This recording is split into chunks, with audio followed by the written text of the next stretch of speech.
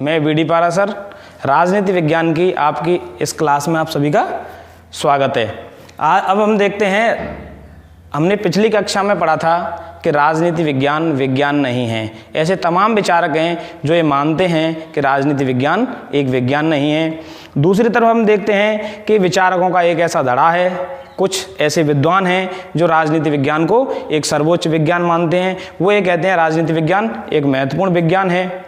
वो उस अर्थ में विज्ञान नहीं है जिस अर्थ में प्राकृतिक विज्ञान या पदार्थ विज्ञान एक विज्ञान होते हैं, जिनका एक प्रयोगशाला या लैब के अंदर निश्चित तथ्यों से एक प्रयोग एवं परीक्षण किया जाना संभव होता है। राजनीति विज्ञान उस अर्थ में तो विज्ञान नहीं है, लेकिन वह एक ऐसा सामाजिक विज्ञान है जिसके अंतर्गत हम कार्य कारण संबंधों की खोज कर सकते हैं, हम निश्चित नियम बना सकते हैं, कुछ छोटे मोटे सिद्धांत हम उसमें बना सकते हैं और वो हमेशा देखे जा सकते हैं। हम ये देखते हैं कि अरस्तु राजनीति विज्ञान को एक मास्टर साइंस कहते हैं। वो ये कहते हैं राजनीति विज्ञान एक सर्वोच्च विज्ञान है।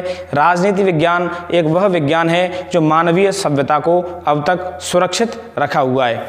देखिए साथियों, हम देखते हैं कि विद्वानों का एक धड़ा ये कहता है कि राजनीति विज्ञान विज्ञान है। सबसे पहले हमें ये देखना होगा कि विज्ञान क्या है। इसके संदर्भ में गार्नर एक महत्वपूर्ण परिभाषा देते हैं विज्ञान की।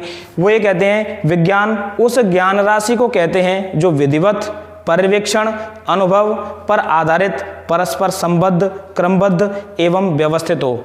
अर्थात उनकी परिभाषा में हम देखते हैं कि विज्ञान वह है जो एक पर्यवेक्षण पर आधारित हो, जिसका परीक्षण किया गया हो, एक क्रमबद्ध तरीके से हो, एक व्यवस्थित तरीके से हो, और हमने जो रिसर्च की है उस रिसर्च में वह विज्ञान कहा जाएगा जो तथ्यों से संबद्ध हो। हमने तथ्यों के आधार पर जो निष्कर्ष निकाले हैं वो निष्कर्ष हमें सटीक दिखाई दें और वो एक तरह से उन तथ्यों से प्रमाणित होते हों। उस अर्थ में हम उस ज्ञान राशि को विज्ञान कह सकते हैं। ऐसा नहीं है कि पदार्थ विज्ञान ही विज्ञान है। ऐसे विषय भी विज्ञान की श्रेणी में आएंगे जिनका ज्ञान व्यवस्थित हो, क्रमबद्ध हो, प्रयोग और परीक्षणों पर आधारित हो और वो तथ्यों से सुस्पष्ट होता हो। देखो साथियों, अरस्तु, बोंदा, Hobbes, Montesquieu, Bryce, Bluntschli, Jellinek, Finer, Laski, ये तमाम वह विद्वान हैं जो विद्वान ये मानते हैं कि राजनीति विज्ञान एक विज्ञान है, राजनीति विज्ञान एक बड़ा महत्वपूर्ण विज्ञान है और ये सामाजिक विज्ञान है। अब हम ये देखते हैं कि राजनीति विज्ञान विज्ञान क्यों है। इसमें पहला बिंदु बताते हैं, राजनीति विज्ञान का ज्ञान क्रमबद्ध एवं व्यवस्थित है। हम ये देखते हैं कि राजनीति विज्ञान के विषय के अंतर्गत जो हम पढ़ते हैं, जिन चीज़ों का अध्ययन किया जाता है वह एक क्रमबद्ध है और व्यवस्थित है। हम ये देखते हैं कि राजनीति विज्ञान के अंतर्गत ये अध्ययन किया जाता है कि अतीत में राज्य कैसा था, वर्तमान में राज्य कैसा है और भविष्य में राज्य कैसा होगा, जैसा गैटेल कहते हैं। तो हम इनको एक व्यवस्थित तरीके से अध्ययन करते हैं, हम क्रमबद्ध तरीके से अध्ययन करते हैं। हमारी अध्ययन पद्धति में ये बात बड़ी महत्वपूर्ण होती है कि इतिहास में अगर राज्य ऐसा था, राजा ऐसे थे, राजा इस प्रकार शासन करते थे, उनमें ये कुरीतियाँ थीं, एक तरह से उनकी नीतियाँ इस प्रकार गलत थीं, इसीलिए राजतंत्रों का नाश हो गया, लोकतंत्र राजतंत्र से बेटर है। तो हम इन सारे निष्कर्षों पर तभी पहुँच पाते हैं जब हम राज्य नामक संस्था का क्रमबद्ध और व्यवस्थित तरीके से अध्ययन करते हैं। तो राजनीति विज्ञान का जो अध्ययन है वो क्रमबद्ध एवं व्यवस्थित है, अतः राजनीति विज्ञान एक विज्ञान है। दूसरा बिंदु है अध्ययन सामग्री की प्रकृति में स्थायित्व व एकरूपता। हमें देखते हैं कि राजनीति विज्ञान की जो अध्ययन सामग्री है उस अध्ययन सामग्री में हमें एक रूपता दिखाई देती है, स्थायित्व दिखाई देता है। जो हम ये देखते हैं कि राजनीति विज्ञान में जो बहुत सी चीज़ें ऐसी हैं जो सदियों से चली आ रही हैं और वो चीज़ें आज भी यथावत हैं और उनका व्यवस्थित अध्ययन राजनीति विज्ञान के अंतर्गत किया जाता है। राजनीति विज्ञान की जो प्रकृति है उस प्रकृति में वो स्थायित्व लिए हुए हैं। अगला बिंदु हम देखते हैं सर्वमान्य तथ्य। राजनीति विज्ञान में हमें कई तरह के सर्वमान्य तथ्य या निष्कर्ष दिखाई देते हैं। हम ये देखते हैं कि प्रमुख भारतीय राजनीतिक विचारक हुए थे कौटिल्य, और कौटिल्य की प्रमुख पुस्तक थी अर्थशास्त्र। अर्थशास्त्र में उन्होंने दंड नीति के बारे में बड़ा ही विशद विवेचन किया है।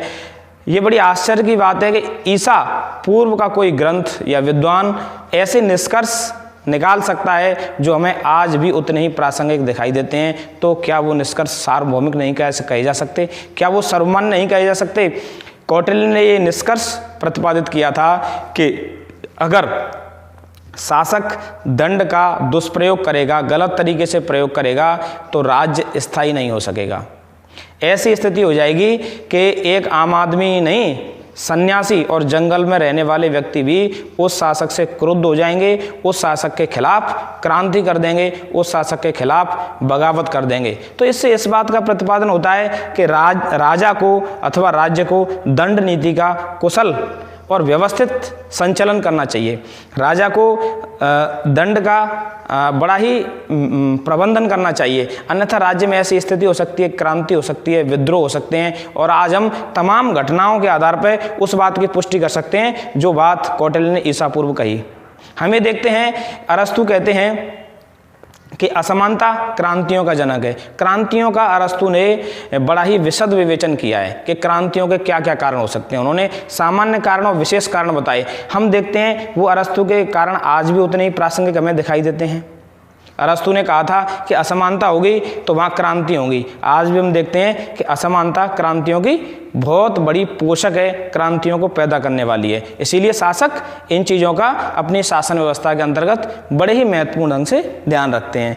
अगला बिंदु देखते हैं, कार्य कारण में पारस्परिक संबंध। ये भी हमें दिखाई देता है राजनीति विज्ञान के अंतर्गत कि कारण और कार्य में एक संबंध होता है। हम ये देखते हैं कि एक तरह से राजनीति विज्ञान पदार्थ विज्ञान तो है नहीं कि भौतिक विज्ञान या रसायन विज्ञान की तरह प्रयोगशाला में परीक्षण किया जा सके, क्योंकि उसमें तथ्य होते हैं और तथ्य निपट निर्जीव होते हैं और वो तथ्य अपरिवर्तनशील हैं, तो वो तो कभी चेंज होते नहीं हैं, तो उस रूप में तो परीक्षण नहीं किया जा सकता। लेकिन समाज विज्ञानों की तरह कार्य और कारण में हम पारस्परिक संबंध देख सकते हैं। जैसे हम ये देख सकते हैं कि एक शासक चुनाव जीतने के लिए जिस प्रकार से अच्छा शासन करता है, तो दूसरे शासक भी दूसरे राज्यों में या दूसरे प्रांतों में उनका अनुगमन करके वो शासक कहीं ना कहीं उस चुनाव परिणाम तक पहुंच सकते हैं, उस निष्कर्ष तक पहुंच सकते हैं। हम ये देखते हैं कि किसी देश में एक क्रांति होती है, उस क्रांति के कारणों का हम अध्ययन करते हैं और ये पाते हैं कि दूसरे देश में भी कहीं ना कहीं इन कारणों के होने पर क्रांति हो जाती है। तो कहीं ना कहीं हम ये देखते हैं कि कार्य और कारण का जो संबंध है वो हम राजनीति विज्ञान में देख लेते हैं। अगला बिंदु आता है पर्यवेक्षण तथा परीक्षण संभव। राजनीति विज्ञान में हम प्रयोग, परीक्षण और पर्यवेक्षण संभव होते हैं। जिस प्रकार राजनीति विज्ञान में शोध किए जाते हैं, शोधों में ये देखा जाता है कि जो तथ्य होते हैं उन तथ्यों का एक वैज्ञानिक क्रमबद्ध एवं व्यवस्थित परीक्षण राजनीति विज्ञान में किया जा सकता है। ये जो परीक्षण होते हैं ये पूरी तरह से एक वैज्ञानिक परीक्षण होते हैं और हम इसे विज्ञान मान सकते हैं। अगला बिंदु आता है भविष्यवाणी की क्षमता। देखो, राजनीति विज्ञान को जो विज्ञान नहीं मानने वाले विद्वान थे उनमें बर्क ने ये कहा था, हमें ध्यान करना होगा इस जगह, कि राजनीति विज्ञान में भविष्यवाणी करना मूर्खता है। लेकिन हम ये देखते हैं कि राजनीति विज्ञान के अंतर्गत भविष्यवाणी करने की क्षमता है। इसी अर्थ में ये विज्ञान है क्योंकि इसमें हम पूर्व तथ्यों के आधार पर सामान्य निष्कर्ष निकाल सकते हैं। हम ये देखते हैं कि इस संदर्भ में राजनीति विज्ञान एक वैसा ही विज्ञान है जैसे कि मौसम विज्ञान। मौसम विज्ञान में भी भविष्यवाणियाँ की जाती हैं। हो सकता है कि वो किसी न किसी रूप में थोड़ी बहुत 19-20 उनमें परिवर्तन आ जाए। जैसे मौसम विज्ञान में भविष्यवाणी की जाती है कि 21 तारीख को बरसात हो सकती है, लेकिन ये हो सकता है कि उस दिन बरसात नहीं हो या जिस बरसात की उम्मीद की थी उससे कम बरसात हो। उसी प्रकार राजनीति विज्ञान में भी भविष्यवाणियाँ की जा सकती हैं। कई बार चुनाव परिणाम हम देखते हैं कि जो एग्जिट पोल होते हैं, एग्जिट पोल जो परिणाम देते हैं उनसे कुछ ही कम ज़्यादा सीटें किसी राजनीतिक दल को मिलती हैं।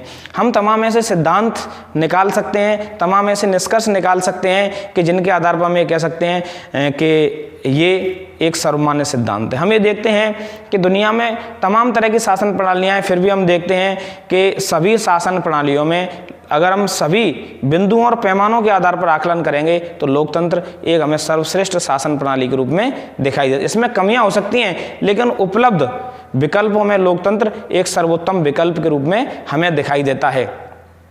इसी प्रकार से हम देखते हैं कि लोकतंत्र के लिए तमाम चीज़ें नुकसानदायक हो सकती हैं, जैसे कि हम देखें निरक्षरता, गरीबी, असमानता, ये जातिवाद, ये सारी चीज़ें लोकतंत्र के लिए एक तरह से लोकतंत्र की जड़ों को खोदने वाली चीज़ें हैं। इसीलिए अगर कोई लोकतांत्रिक देश इन चीज़ों पर मजबूती से नज़र गड़ाए हुए है, इन चीज़ों पर नियंत्रण किए हुए है, तो वहाँ का लोकतंत्र ज़्यादा चिरस्थायी हो सकता है। हम ये देखते हैं कि पाकिस्तान में लोकतंत्र की स्थिति नाजुक है, तो इसका कारण क्या है? पाकिस्तान में लोकतंत्र की स्थिति नाजुक होने का कारण ये है, वहाँ अशिक्षा है, वहाँ गरीबी है, वहाँ एक तरह से डिसमैनेजमेंट है, शासन एक तरह से जन कल्याणकारी कार्य उतने नहीं कर रहा है जितने अपेक्षित हैं। तो तमाम बातों के आधार पर निष्कर्ष निकाला जा सकता है कि राजनीति विज्ञान वह शास्त्र है जिसके अंतर्गत भविष्यवाणी करने की क्षमता है, और अतः उसको हम विज्ञान भी कह सकते हैं। जैसा कि फ्रेडरिक पोलक ने कहा है, जिस प्रकार नैतिकता विज्ञान है, उसी भाव में उसी तरह लगभग राजनीति विज्ञान